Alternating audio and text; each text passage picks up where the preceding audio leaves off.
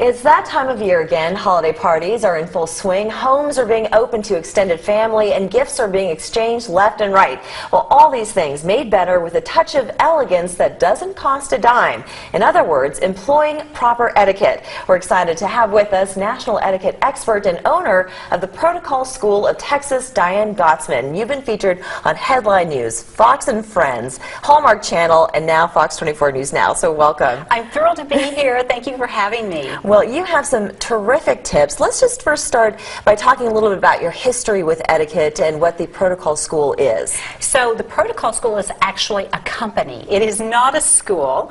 And what I do is I train executives, which means all of us on basic everyday manners. And manners for us is about life. So it's everything from dating to dining to holidays to business. So it's really a lot of fun. And when you talk about business etiquette, that's very important when you need to clinch a deal. People pick up, and you have a background in sociology. I do. So I have a master's in human behavior, and that's very helpful.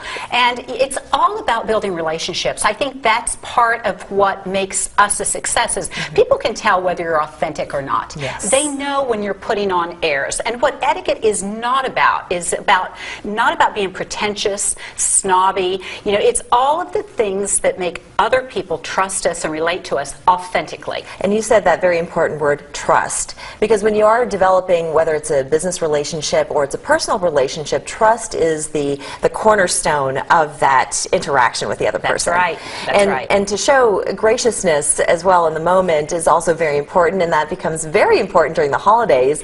So we have a lot to get to. I want to talk about all things that kind of revolve around the holiday season. So anywhere from hosting a party to being a guest. Let's start with that. So how do you be the perfect host? Oh my goodness. You know, I think that the big thing is to think about who you're inviting over, whether it's friends or whether it's family. And whatever venue, you want to make them feel like they are the most important person in your home. So when you're inviting someone over to stay with you, whether it's a friend or a family, because you want them both to be equally happy, you think in advance. You want to, if they're spending the night, if they're spending a week, sleep in the bed that they're going to sleep in, because you don't know what it feels like. It might be a lumpy mattress. The pillows may be needing to be removed and replaced. Yeah. Refreshed is the operative word here.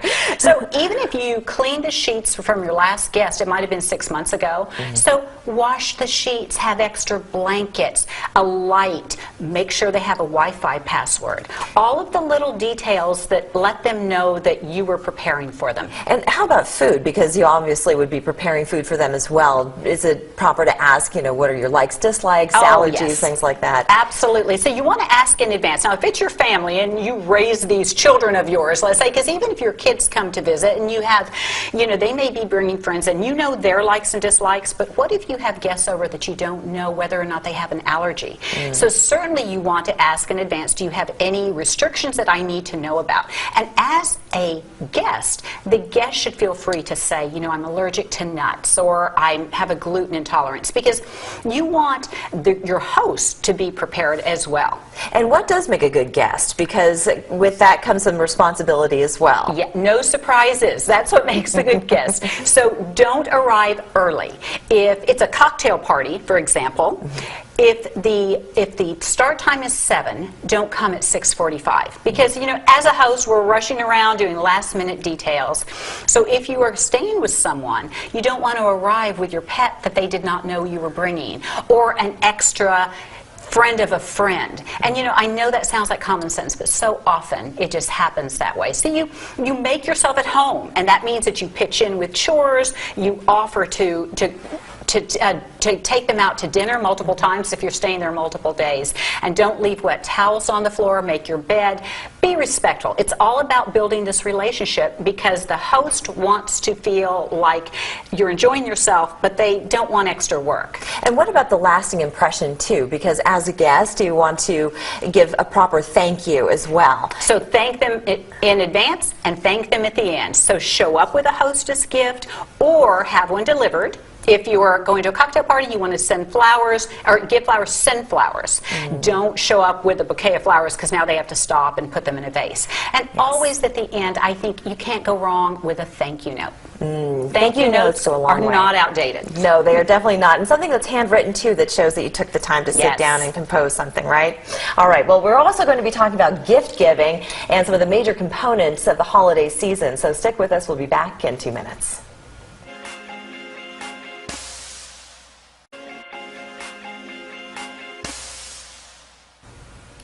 We've been talking the do's and don'ts of hosting during the holidays. Diane Gottsman is a national etiquette expert and owner of the Protocol School of Texas. And something important for both hosts and guests is gift giving. We were just talking about arriving to a party, being the host of a party, or the host of a house guest and being a good house guest. But also gift giving is a huge portion of the holiday time. So what is proper etiquette when you are dealing with giving gifts? There's so many awkward moments around giving and receiving gifts because we're not quite sure how to do it. So when someone hands you a gift and you don't have one for them, don't make excuses. Don't say, oh, I've got it in my trunk and it's not wrapped, or it's in my closet. Just say thank you. Just give in the spirit, or receive in the spirit that they're giving it to you. Just smile, say thank you so much, and then you determine if you want to give them a holiday gift or maybe see them after the New Year's and take them to lunch. But I think that the gift should be thoughtful, meaning you should think about who you're giving it to. Just not random gift cards to everyone, just handing them out like ice cream coupons. You know, I know you like coffee, so you might receive something from me from a specialty coffee store, and somebody else may like cooking and they get olive oils or a gift card. So I just think that it's important for you to really focus on that person. Or you buy a great universal gift and keep it in a basket. Universal meaning everyone would enjoy it. And when someone comes and surprises you with a gift, or you are going to exchange gifts, you take it out of your basket. It's beautifully wrapped. It says from my home to yours, and it's really simple. That's an excellent idea. What would you consider to be a universal gift? So my new favorite for this year, I always have favorites, and one of my favorites is always cocktail napkins. I talk about them all the time because I think they're lovely, they're beautiful, whether they're linen or whether they're paper. You know, it's something pretty that everybody can use. But this year, I have already been given a beautiful bag of homemade pralines. And they made them, they wrapped them, they gift tagged them, and it was not only the delicious gift, but it was the presentation, because you can't go wrong with that presentation. And it also wasn't something too expensive or extravagant either, right? So it's affordable as well. And that's not the point of giving a gift, it's the thought, not the cost. Yes, moderation is always best, because you don't want to look as if you're giving too much and then they feel compelled to do the same. Then we have to go into office, you know, the office and the boss, how much do I give, what do I spend? At the office there should be a spending limit, and the biggest question is, do I have to give a gift to my boss? Yes. And the answer is? The answer is you don't have to, but it's probably nice to give your boss something, if you have a relationship with them, something impersonal so it doesn't feel uncomfortable. And the best way to do it is to include your team and everyone pitch in for one good boss gift. Oh, that's a good idea. What makes a gracious gift giver, though? Because it's not just about giving the gift, but once you give the gift... So a gracious gift giver should not expect anything in return, because you're giving from your heart. I'm giving you something because I really want to honor you, and I shouldn't be tallying up how much I spend versus how much you spend. Did you give me something? Did you not give me something? Will I get something? So if you're keeping score, it's not really a gift. Keeping score, that's a no-no. Yes. Yeah, it really takes away from the process, doesn't it? You've lost the spirit of giving. And if you want to not give gifts, and that's okay, because sometimes we just, you know, our relationships evolve. So we're not going to give to the same person every year. You can say, you know, this year we're backing up a little bit, and I just want to let you know that we're going to be giving to the kids, but we're not doing the adults this year. You know, if that's within the family unit, there are some friends that you've just lost touch with. You may not want to give gifts to them anymore.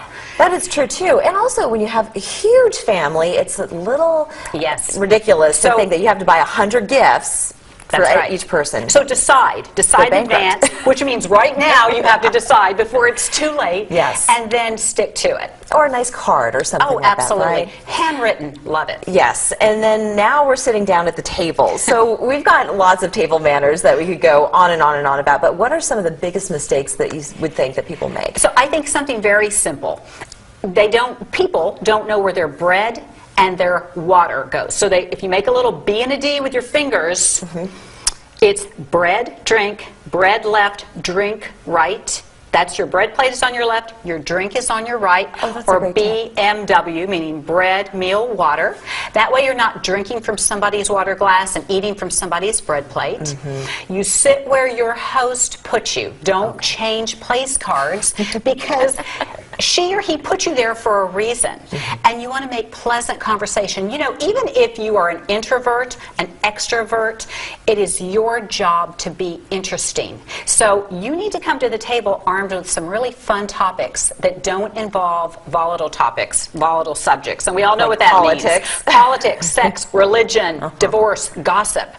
So something happy, something friendly, ask open-ended questions, make yourself interesting to other guests. And it's a good thing to practice too, right? Yes. I mean, so everybody might think that they're wonderful conversationalists, but it's actually a good thing to maybe practice or write down some notes of things that you'd like to say before you go. Yes, so you prepare in advance because you want to have some talking points when there is a lull. And you don't have to fill every lull, every pause with you. Let other people talk. So you listen more than you speak and ask questions. And then know your table manners. That means that you pass to the right counterclockwise, put your napkin on your lap. You don't use that napkin for anything other than dabbing your mouth. You don't blow your nose with your napkin. You don't want to do that. And one tip that I heard you say is that when someone asks to pass the salt, you pass both the salt and the pepper together. They are partners. They go together. Yes. We don't want to separate them.